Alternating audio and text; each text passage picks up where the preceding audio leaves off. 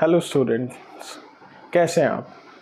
अभी तक आपने हमारे केमिकल रिएक्शन एंड इक्वेशन के फर्स्ट एंड सेकंड पार्ट्स देख लिए होंगे, जिसमें हमने बहुत ही सरल शब्दों में कोशिश करी है आपको चीज़ें समझाने की, और बहुत ही हमने थोड़े थोड़े टॉपिक्स को उन वीडियोस में कवर करा है कि जिससे कि आपको लोड ना लगे चीज़ों को कवर करने में, और आप धीरे धीरे करके चैप्टर को समझते भी जाएँ और अपनी चीज़ें कवर भी करते जाएँ।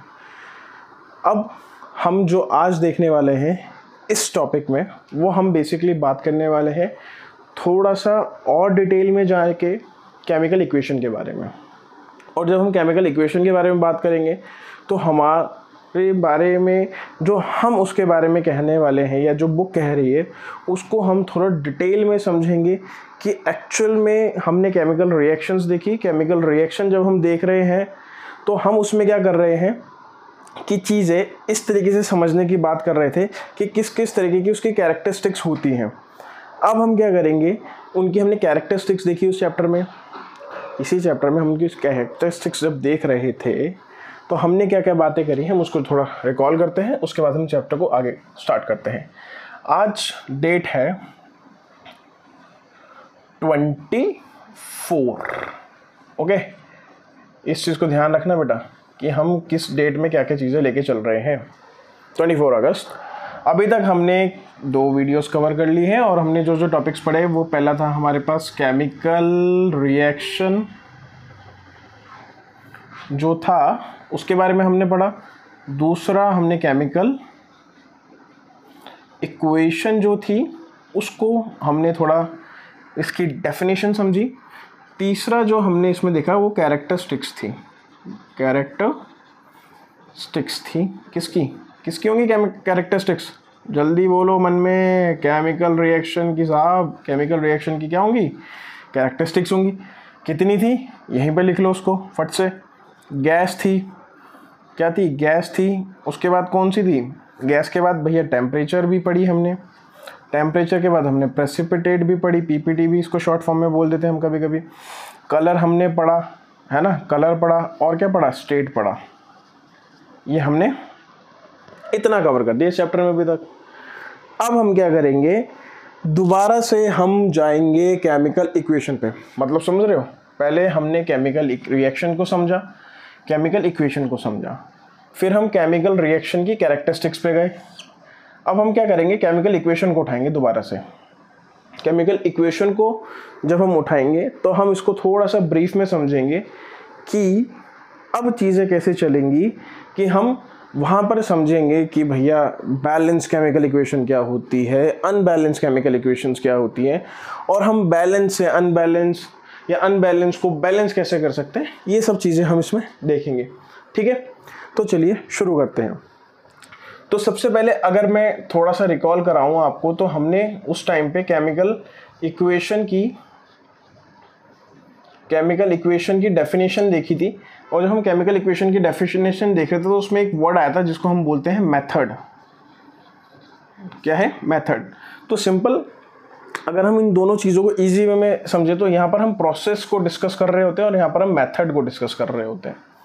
ठीक है, अब हम बात करें, ये एक मेथड है जिसके थ्रू हम रिप्रेजेंट करते हैं अपनी केमिकल रिएक्शंस को थ्रू सिंबल्स और फॉर्मूलाज। सिंपल सी बात। ठीक है, अब हम क्या करेंगे कि जो केमिकल इक्वेशन होती है, केमिकल इक्वेशन, यहाँ पर आपको क्या करना है बेटा, इसके बारे में जो इसकी डेफिनेशन थी उसको रिकॉल करना है। जब आप इस वीडियो को देख रहे हैं तो पॉज करके आप यहाँ पे उसकी डेफिनेशन ज़रूर लिखना, अपने आप से डिफाइन करना है इसको। ठीक है, अब जब आप इसको डिफाइन कर देंगे तो उसके बाद हम आगे चलते हैं इसमें। यहाँ पर ये चीज़ ज़रूर करनी है आपको डिफाइन करना है, आपको देखना है कि आपको कितना आ रहा है। ठीक है, अच्छा, जब हम केमिकल इक्वेशन की बात करते हैं तो केमिकल इक्वेशन कैसी दिखती है? दिखती कैसी केमिकल इक्वेशन? एक एग्जांपल देख लेते हैं उसका झट से। हम कह रहे हैं, जैसे हमने प्रीवियस वीडियोस में देखा था, एक छोटा सा उसका एग्जांपल देखते हैं कि भैया मेरे पास क्या था? Zn था। Zn का नाम क्या होता है? Zn का मतलब होता है जिंक। ठीक है, अब मैं दोनों भाषाओं में लिखूंगा इसको, मतलब केमिकल रिएक्शन की भाषा में भी लिखूंगा, केमिकल इक्वेशन की भाषा में भी लिखूंगा। तो जिंक था, जिंक के साथ मैंने किसको रिएक्ट करा था उस इक्वेशन में? उस इक्वेशन में मैंने जिंक के साथ रिएक्ट करा था डाइल्यूट सल्फ्यूरिक एसिड को। किसको करा था? Dilute sulphuric acid. ठीक है, यहाँ पर मैंने डी इसको जो लिखा है, इसको आपको ज़रूरी नहीं है कि आप ध्यान रखें ना रखें, बट मैंने आपके मेंशन के लिए डी लिखा है यहाँ पे क्या था, H2SO4 था ये। ठीक है, वैसे हमें पता है कि जब भी हम रिएक्शंस कराते हैं तो उसमें डाइल्यूट सल्फ्यूरिक एसिड ही आता है। ठीक है, तो क्या था यहाँ पे, सल्फ्यूरिक एसिड था, सल्फ्यूरिक एसिड था। ठीक है, अब जब मैंने जिंक को डाइल्यूट सल्फ्यूरिक एसिड के साथ रिएक्ट करा तो मेरे को क्या मिलेगा, मेरे को यहाँ पर मिलेगा क्या, मेरे को मिलेगा ZnSO4। क्या मिलेगा, ZnSO4 मिलेगा साहब। अब जो ZnSO4 है जिंक सल्फेट, क्या है ये, जिंक सल्फेट। इतनी बात समझ आई। अभी जो जिंक सल्फेट है इसके साथ जो मुझे ध्यान रखना है कि यहाँ पर मेरी H2 यानी कि इसको क्या बोलते हैं हम, हाइड्रोजन। क्या है ये हाइड्रोजन है। ये निकला हाइड्रोजन, निकला किस फॉर्म में, गैस फॉर्म में। यहाँ पर मैं ब्रैकेट में इसको क्या लिख देता हूँ, गैस भी लिख देता हूँ। इतनी बात समझ आई। अब यहाँ पर ध्यान से देखना जो मैं आपको बताने वाला हूँ है क्या, कि जो मैंने पहले तरीके से लिखा इसको बोलते केमिकल इक्वेशन, जो मैंने दूसरे तरीके से लिखा इसको भी बोल सकते हैं केमिकल इक्वेशन, लेकिन यहाँ पर मैंने इसको वर्ड की फॉर्म में लिख दिया। किसकी फॉर्म में लिख दिया, वर्ड्स की फॉर्म में लिखा, सिंबल की फॉर्म में थोड़ी लिखा। किसकी फॉर्म में लिखा, वर्ड्स की फॉर्म में। मतलब जो सेकंड वाला है ना, इसको मैंने किस फॉर्म में लिखा, वर्ड इक्वेशन है ये तो, ये इक्वेशन थोड़ी है, ये तो वर्ड इक्वेशन है। कुछ बच्चों को पता होगा जब उन्होंने डिटेल में बुक पढ़ी होंगी, रेफरेंस बुक्स अपनी, तो साहब ये तो वर्ड इक्वेशन है। इतनी बात समझ आई। और जो ऊपर वाली है ये सिंबल है, ये इसके सिंबल्स है ना सब, तो एग्जैक्ट मतलब ऐसी दिखती है रिएक्शन। जब रिएक्शन की इक्वेशन देखेंगे तो ऐसे दिखेगी। तो कहने का मतलब यहाँ पर ये है कि जब हम केमिकल इक्वेशन समझते हैं तो एक मेथड है केमिकल रिएक्शन को लिखने का। तो कौन सा मेथड है, फर्स्ट वाला, कि Zn react with sulphuric acid gives zinc sulphate plus hydrogen gas, ऐसे बोलेंगे। लेकिन हम यहाँ पर हेल्प किसकी ले रहे हैं, उनके सिंबल्स की, क्योंकि जिंक लिखने में ज़्यादा टाइम लगेगा ना, Zn लिखने में नहीं लगेगा। सल्फ्यूरिक एसिड में लिखने में बहुत टाइम लगेगा, H2SO4 लिखने में नहीं लगेगा। अच्छा हाँ, ये बात समझनी है आपको कि आपको डी लिखने की ज़रूरत नहीं, वो तो मैंने आपको याद दिलाने के लिए वैसे ही लिख दिया वहाँ पर। ये स्वाभाविक सी बात है, जब भी हम केमिस्ट्री में कोई भी चीज़ को कवर कर रहे होते हैं तो वो वहाँ पर डाइल्यूटेड ही फॉर्म में होता है। नेक्स्ट बात, ZnSO4, यहाँ पर जिंक सल्फेट लिख रहा हूँ मैं, H2, यहाँ पर हाइड्रोजन गैस, कितना बड़ा लिख दिया मैंने। तो कहने का मतलब एक थोड़ा बेहतर ढंग से और बहुत कम शब्दों में हमने अपनी बात को लिख दिया। तो यही तो है केमिकल इक्वेशन, इसी को तो बोलते हैं केमिकल इक्वेशन। इतनी बात समझ आई। ठीक है, अब अगर मैं यहाँ पर इसको थोड़ा सा और इलेबोरेट करके आपको समझाऊं, पुरानी वीडियो में आप इसको और बेहतर ढंग से समझ सकते हैं, बट मैं थोड़ा सा एक ब्रीफ देने की कोशिश कर रहा हूँ यहाँ पर, कि जब हम बात कर रहे होते हैं कि भैया यहाँ पर है क्या, ये हुआ क्या। यहाँ पर अगर मैं दूसरी भाषा में बोलूँ तो मैं बोलूँगा कि भैया रिएक्टेंट थे मेरे पास, रिएक्टेंट्स थे। यहाँ पर रिएक्टेंट्स कौन है, मैं कहूँगा कि भैया पहला रिएक्टेंट मेरे पे Zn है, जिसको मैंने अभी बताया क्या बोलते हैं, जिंक बोलते हैं। दूसरा रिएक्टेंट मेरे पे क्या है, H2 है। ठीक है, हालांकि ये कंपाउंड फॉर्म में है, लेकिन एलिमेंट्स कौन कौन है उनकी बात मैं कर रहा हूँ। H2 है, फिर SO4 को मैंने साथ में लिख दिया, SO4 भी है। तो ये रिएक्टेंट्स है। इतनी बात समझ आई। अब रिएक्टेंट्स से हुआ क्या कि यहाँ पर कुछ प्रोडक्ट मिला ना मेरे को, यहाँ पर क्या मिला मुझे, उससे प्रोडक्ट मिला। ये बात समझ आई। ये मेरे पास कुछ रिएक्टेंट्स थे, इनसे मुझे कुछ प्रोडक्ट मिला। अब जो प्रोडक्ट मिला उसमें भी तो यही सब इंक्लूड है। क्या क्या इंक्लूड है, Zn भी इंक्लूड है, H2 भी इंक्लूड है और SO4 भी इंक्लूड है। यही तो है, बस इनको लिखने का तरीका और इनका जो कॉम्बिनेशन है वो चेंज हो गया। इसी को तो बोला मैंने केमिकल रिएक्शन, और केमिकल रिएक्शन की इक्वेशन है। ये बात समझ आई आपको। ठीक है, अच्छा दूसरी बात जो आपको समझनी है यहाँ पर, इसको थोड़ा सा हालांकि ये चीज़ जो है ये बड़ी कॉमन सी है और ये इतनी समझाने वाली बात नहीं है, लेकिन फिर भी कि ये चीज़ ध्यान रखनी है कि कभी भी जब हम केमिकल इक्वेशन लिख रहे होते हैं तो जो लेफ़्ट साइड में आया साहब, ये क्या है, जो लेफ़्ट साइड में आया ये सब रिएक्टेंट। क्या है ये सब, ये रिएक्टेंट है साहब। और जो जितना भी राइट साइड में आया, जितना भी हमारा राइट साइड में आया ना, ये सब क्या है, ये प्रोडक्ट है। ये चीज़ क्लियर होगी, इसमें कोई दिक्कत, कोई दिक्कत नहीं होनी चाहिए। और जब हम इनको लिख रहे होते हैं केमिकल इक्वेशन में, तो हम इनको कैसे समझाते हैं? हम इसको प्लस के साइन से समझाएंगे। दूसरा, जब हम रिएक्टेंट को प्रोडक्ट की साइड ले जाएंगे तो उसको एरो से दिखाएंगे कि भैया ये रिएक्टेंट था, अब ये कन्वर्ट हो रहा है। यहाँ पर एरो का मतलब है कि भाई चेंज हो रहा है, यहाँ पर रिएक्शन, ये प्रोसेस के लिए हम इसको दर्शाते हैं। ये क्या बन गया आपका? केमिकल रिएक्शन में ये हमारा प्रोडक्ट बन गया। यहाँ पर इतनी बात समझ आई? यहाँ तक कोई दिक्कत? ठीक है। अब इसके बाद हम क्या समझते हैं, थोड़ा सा और इसमें डीप डाउन जाते हैं और हम अब समझेंगे कि भैया अब आप ये बताइए कि जो दूसरा आपने एक भाषा में शब्द में एक चीज़ बोली अभी थोड़ी देर पहले कि केमिकल इक्वेशन तो ठीक है, लेकिन रिएक्टेंट भी हमने पहले सुना हुआ है, हमने सब सुना हुआ है, लेकिन एक चीज़ जहाँ पर मेरे को लगता है कुछ बच्चे बहुत आराम से उससे निकल जाते हैं और कुछ बच्चों को वो कभी समझ नहीं आती, कभी नहीं आती। ठीक है, तो उसको अब हम क्या करेंगे, कोशिश करेंगे कि उस चीज़ को, जिसकी बात शायद कुछ बच्चे समझ गए और कुछ बच्चे अभी भी डाउट में हो कि केमिकल इक्वेशन को बैलेंस कैसे करते हैं, उसके बारे में हम बात करते हैं। तो जो हम केमिकल इक्वेशन की बात कर रहे हैं कि बैलेंस कैसे करते हैं, तो मेरे को एक चीज़ समझ आ गई कि यानी कि अगर मैं बैलेंस की बात कर रहा हूँ, किसकी बात कर रहा हूँ, बैलेंस्ड केमिकल इक्वेशन की बात कर रहा हूँ, किसकी? केमिकल इक्वेशन जो कि बैलेंस्ड है। ये बात ध्यान रखना मैं क्या बोल रहा हूँ यहाँ पे, कि जो बैलेंस्ड है साहब। तो यानी कि मेरे को दूसरी बात तो यहाँ पर स्वाभाविक तौर पे करनी ही पड़ेगी ना, कि जो अनबैलेंस्ड है, बैलेंस्ड कहाँ से बनेगी? अनबैलेंस्ड से ही तो बनेगी। ये बात तो समझ आ गई होगी। मैं थोड़ा चीज़ों को बहुत इजी वे में खोलता हुआ चल रहा हूँ, तो अगर ऐसा लग रहा हो किसी को कि यार ये तो बड़ा खींच के चल रही हैं चीज़ें, तो ये मैं ये समझ के चल रहा हूँ कि जो बच्चा बिल्कुल बेसिक लेवल पे है उसको हम उस लेवल पे कैसे पहुँचाएं कि जहाँ पर वो चीज़ों को बड़ा इजी वे में समझ जाए। तो अभी हम हर चीज़ को थोड़ा थोड़ा और जितना ज़्यादा बेहतर ढंग से एलैबोरेट हो सकता है उतना एलैबोरेट करते हुए चलेंगे। ठीक है, इस चीज़ का ध्यान रखना। ये क्या है? अनबैलेंस की हमने बात कर ली। अब यहाँ पर इन दोनों को थोड़ा समझते हैं। बैलेंस्ड में क्या होता है? एक पॉइंट पहला, equal number of atoms, equal number of atoms होते हैं इसमें, कोई दिक्कत नहीं है, इक्वल नंबर ऑफ एटम होते हैं। यहाँ पर होंगे, यहाँ पे नहीं होंगे, तो यहाँ पे क्या आ गया? Unequal number of atom, unequal number of क्या होगा? एटम्स होंगे, अनइक्वल नंबर ऑफ एटम। ये चीज़ समझ आई?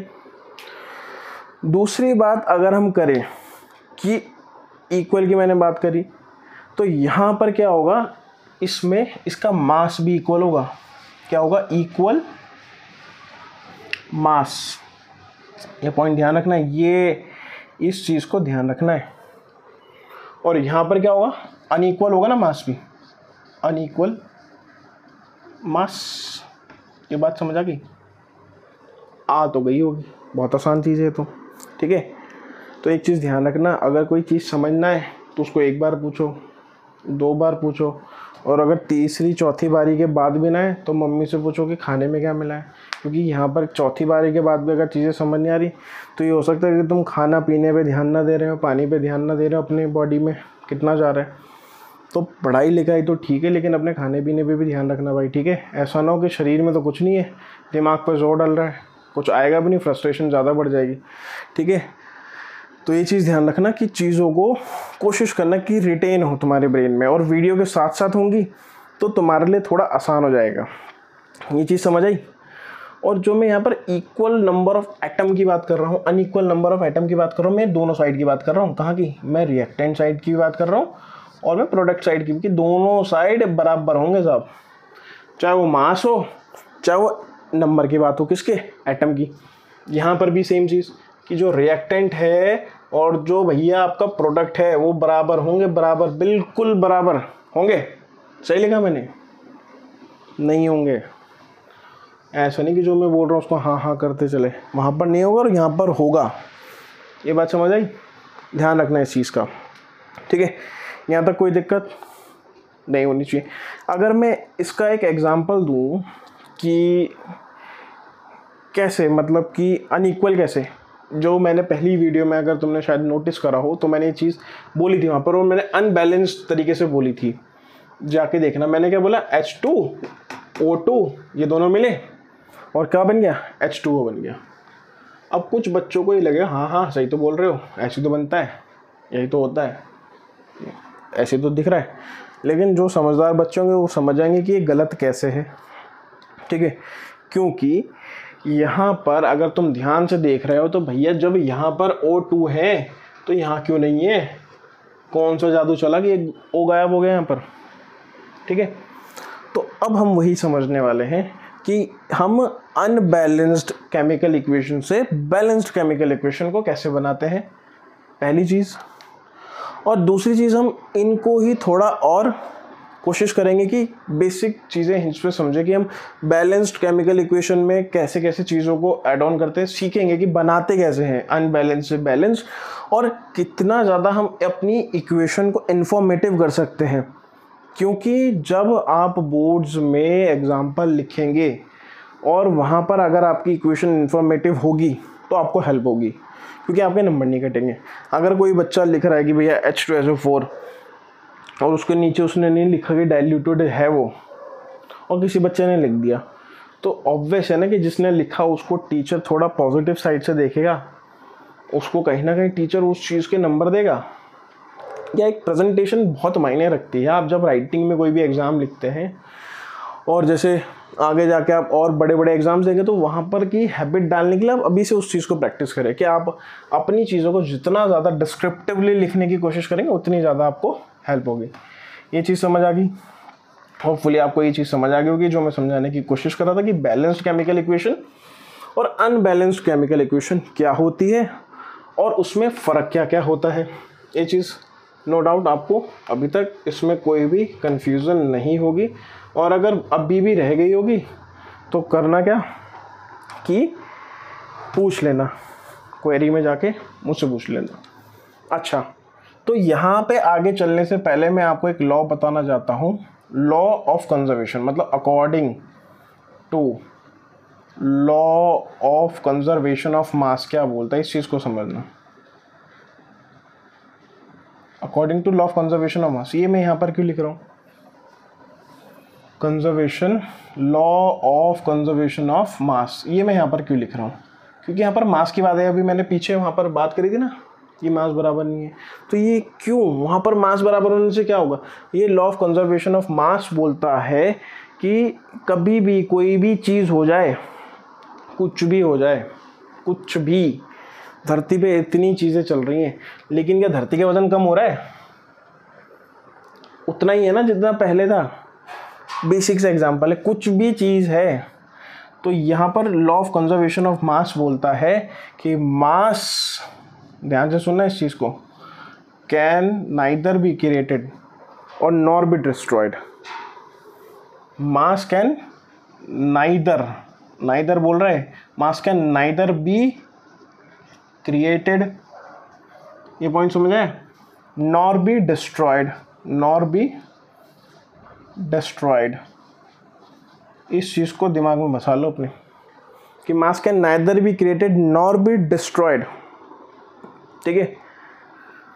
मतलब यहाँ पर से अगर मैं बात करूँ कि कहना क्या चाह रहा है, इसको अगर मैं अदर वर्ड्स में लिखने की कोशिश करूँ कि ठीक है कुछ बच्चों को समझ आ गया होगा, लेकिन और इन अदर वर्ड्स अगर मैं बोलूँ इसको, तो मैं क्या कह रहा हूँ, अदर वर्ड्स, आर पूरा ही बना देते ना, कैपिटल हो जाएगा सब। तो अगर दूसरी भाषा में इसको बोलूँ तो मैं क्या कहना चाह रहा हूँ, यहाँ पर मैं कहना चाह रहा हूँ कि the number of reactants molecule must be equal to number of same type of atom in product, ठीक है। क्या बोल रहा हूँ मैं, इस चीज़ को समझना कि द नंबर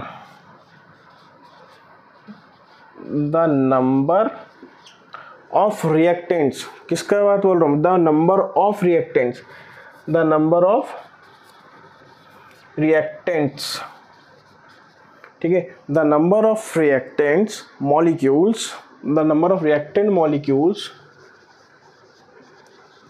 क्या होगा number of reactant molecules, must be equal, क्या कि भैया वो इक्वल होने चाहिए, मस्ट बी इक्वल, बराबर, किसके बराबर, must be equal, the number of reactant molecule must be equal to number of, ध्यान से सुने यहाँ पे क्या लिख रहा हूँ मैं, to number of same type of atom in product, same type of number of atom in product, या मॉलिक्यूल कुछ भी लिखो, सेम होना चाहिए। The number of reactant molecule must be equal to the number of product molecule in the reaction, ठीक है, in the product, number of product molecule,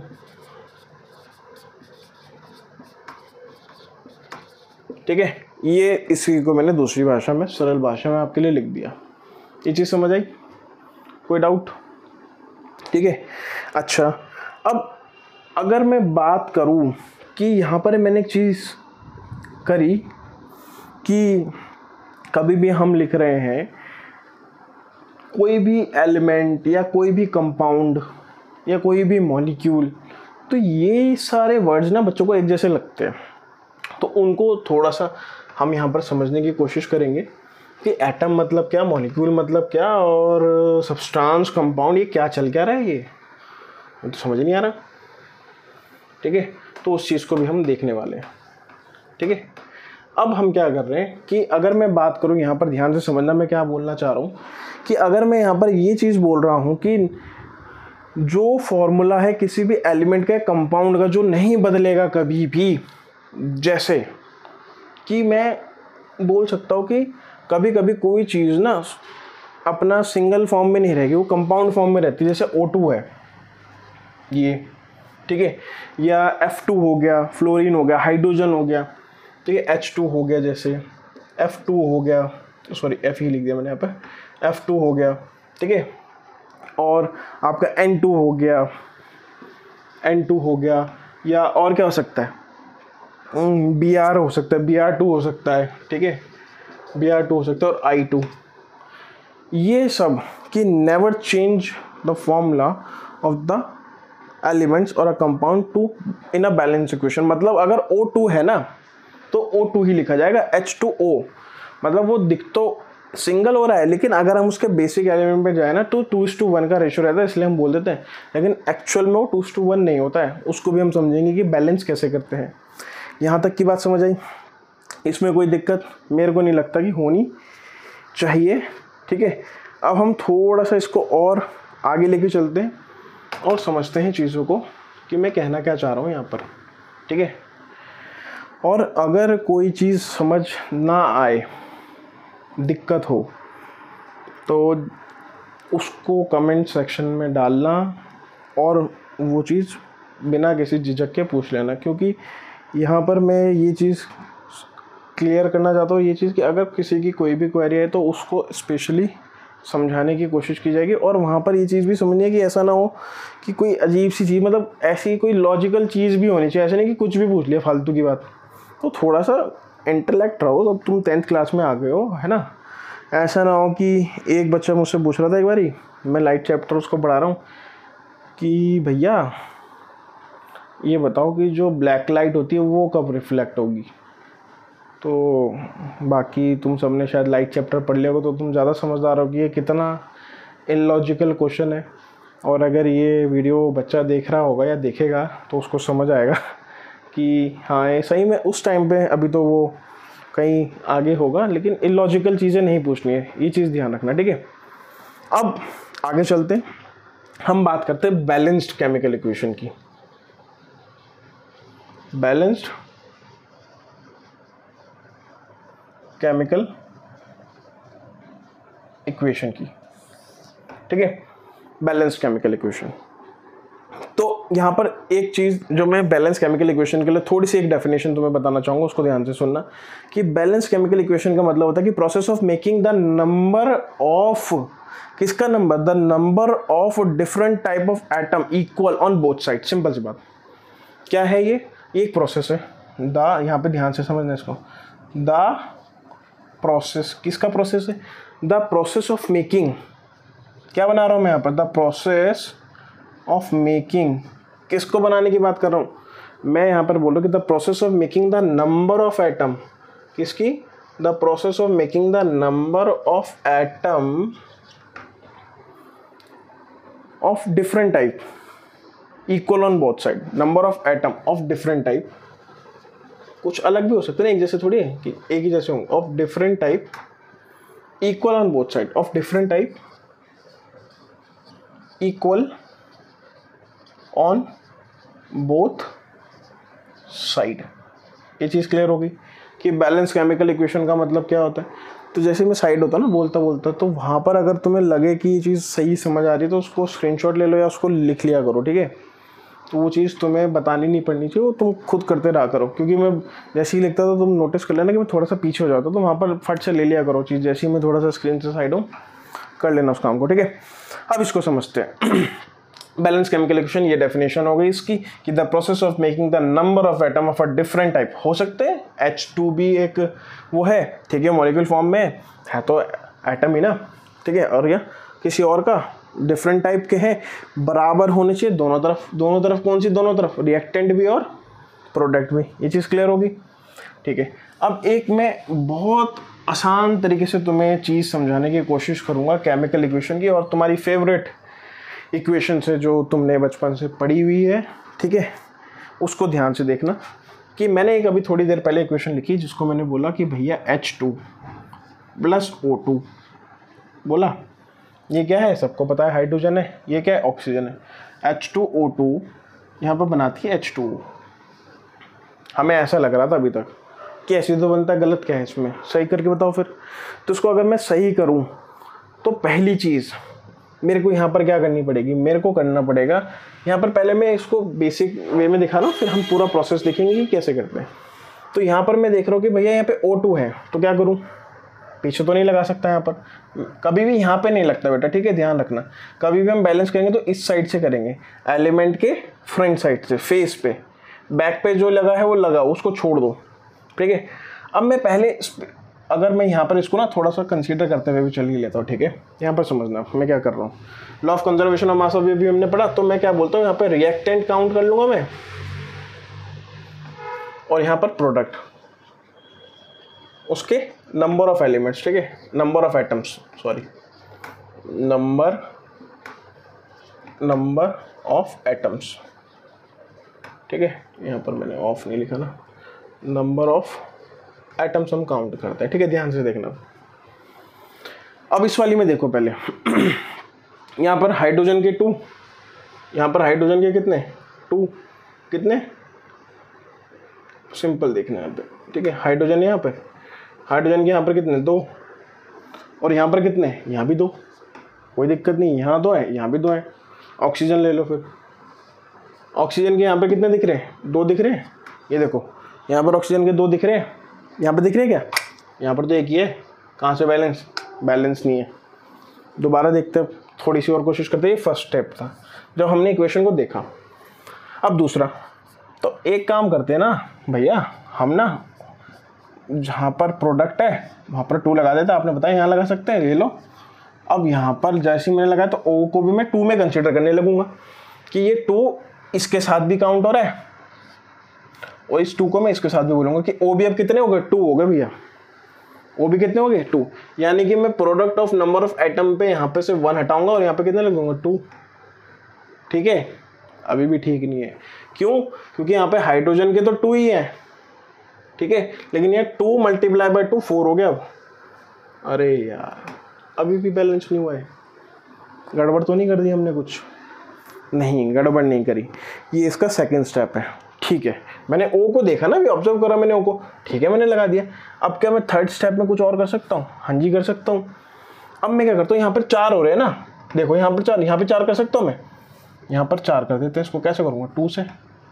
तो जब वहाँ पर 2 करा तो यहाँ पर मैंने 2 लिख दिया, लिखा, तो यहाँ पर कितने हो गए, अब 4 हो गए, 4 हो गए ना, यहाँ पर कितने हो गए, अगर मैं इसको लिखूँ तो 4 हो गए भाई, वहाँ पर भी 4, तो इसको लिखूँगा कैसे, ऐसे, प्लस O2, यहाँ पर तो 2 था, और यहाँ पर भी कितना हो गया H2O और O।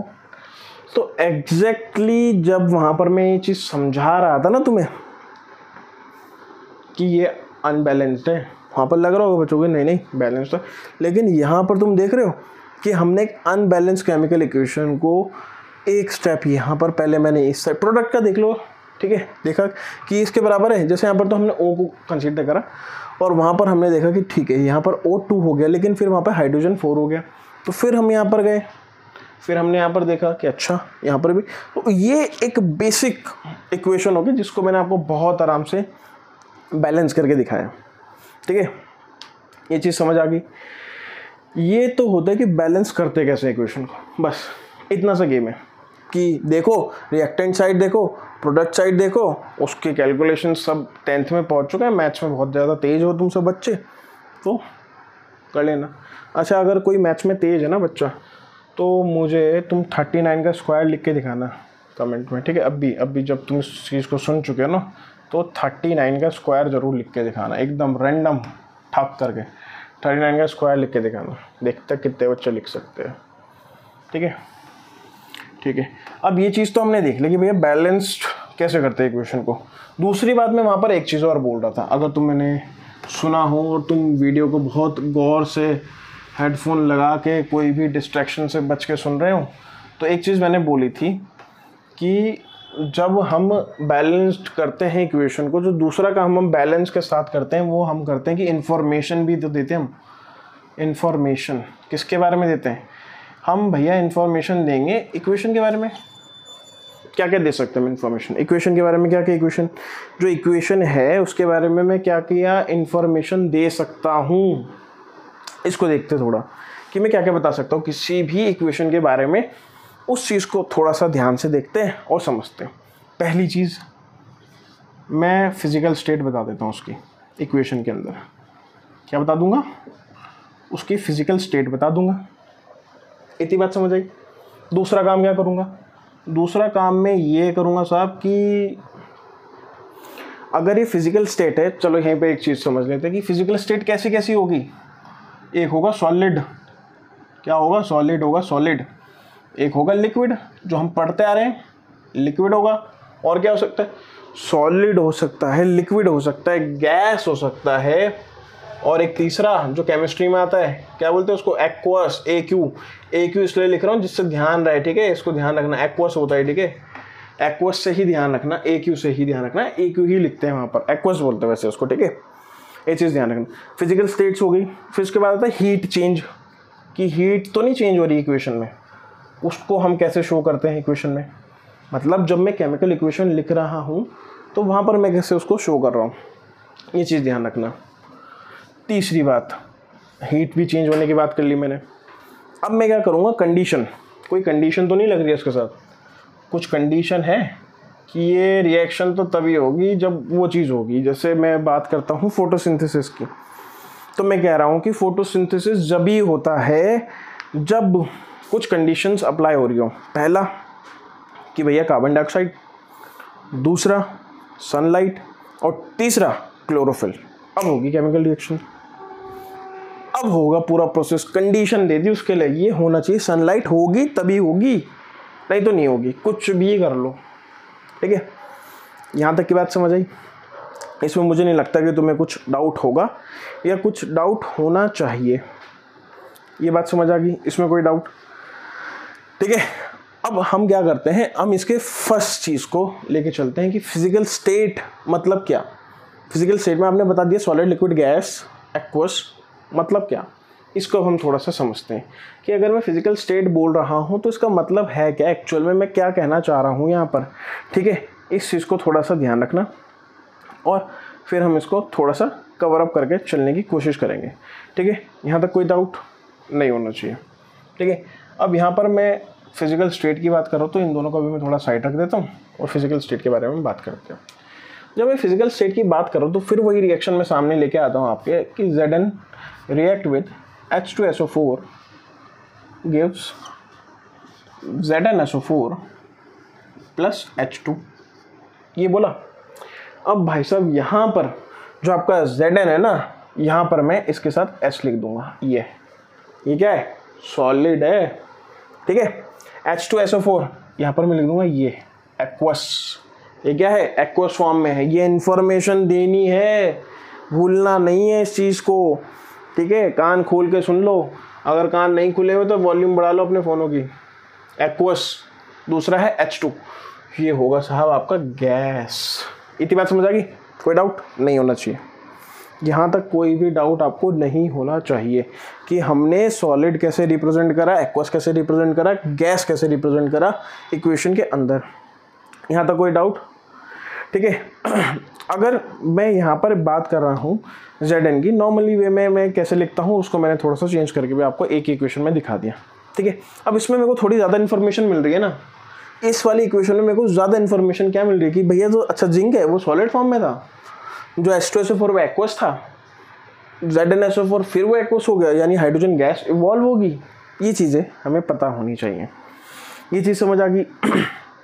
इसके बाद एक जो सॉलिड में ही, सॉलिड की ही हम बात करते हैं, एक दूसरा वर्ड आपने उस दिन भी सुना होगा जिसकी बात हम कर रहे थे, जिसको मैं बोलता हूँ प्रेसिपिटेट। ठीक है, यहाँ पे ध्यान से सुनना। प्रेसिपिटेट मतलब होता है कि एक छोटा सा एग्जांपल जो मैं हर वीडियो में दे रहा हूँ उससे समझ जाओ, या मतलब यहाँ पर दूध बड़ा हमारे काम के लिए रहता है कि जैसे मान लो कि दूध फटा, अब जो फटने के बाद जो लिक्विड ऊपर आया उसको छोड़ दो, जो नीचे बचा ना उसी को प्रेसिपिटेट बोलते हैं। जो सॉलिड कोई केमिकल रिएक्शन हुई, दूध फटा, तो जब केमिकल रिएक्शन हुई तो जो नीचे बचा ना, ध्यान से सुनना, जो नीचे बचा उसी को ही प्रेसिपिटेट बोलते हैं। यहाँ पर हमने कैरेक्टरिस्टिक्स में प्रेसिपिटेट की बात करी थी, अगर वो वीडियो नहीं देखी तो उसको देखना, पहले जाके उसको समझना, फिर यहाँ पर आगे उसको कंटिन्यू करना कि प्रेसिपिटेट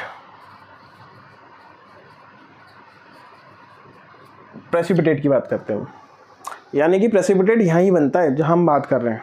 एक एग्जांपल लेते हैं इसका कि मैंने क्या करा, CaOH का होल ट्वाइस, क्या है इसका नाम? इसका नाम क्या है, कौन बताएगा? इसको बोलते हैं लाइम वाटर। क्या बोलते हैं इसको? लाइम वाटर बोलते हैं। किस फॉर्म में होता होगा पहले चलो उसको देखते हैं, फिर मैं इसको थोड़ा और डिस्कस करूँगा। CaOH का होल ट्वाइस, ठीक है, CaOH का होल ट्वाइस था। ठीक है, उसके बाद इसके साथ मैंने क्या करा, मैंने इसमें कार्बन डाइऑक्साइड पास कराई।